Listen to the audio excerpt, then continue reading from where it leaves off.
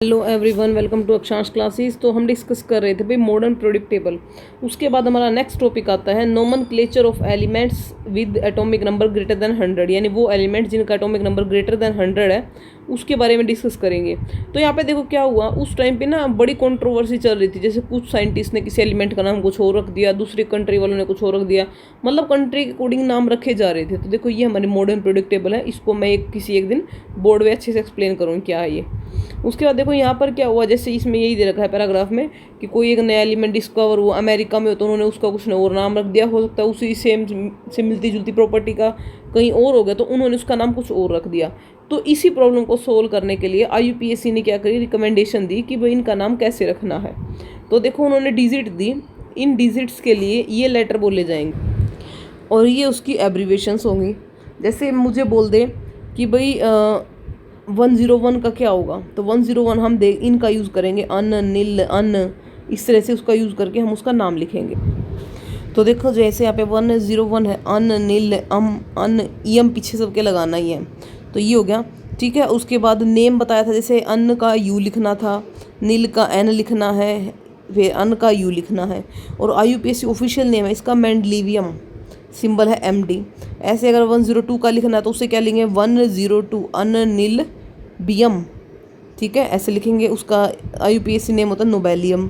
ऐसे 103 अन नील ट्रियम, ऐसे अन नील क्वाडियम।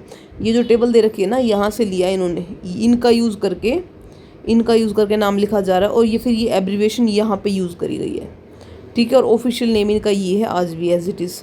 ठीक है, ये हमें ये याद रखने हैं, ये तो हम इजीली निकाल ही लेंगे अगर हमें पता होगा, तो ये याद रखने हैं हमें।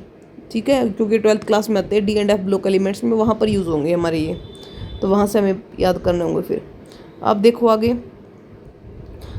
10 the new element first gets a temporary name with symbol consisting of 3 letters.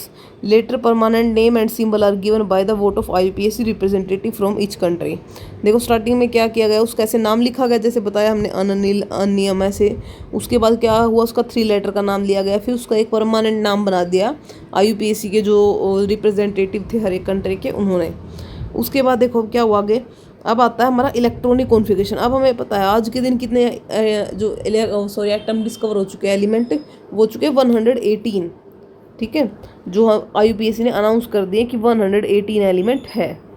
अब देखो what would be the IUPAC name and symbol for the element with atomic number 120। 120 के लिए हम कैसे लिखेंगे, 120। ठीक है, अब 120 का नाम कैसे लिखेंगे, अन बाई नील यम, ये लिखेंगे हम इसका। ठीक है, तो इसका नाम लिखा जाएगा। उसके बाद है electronic configuration of elements and the periodic table.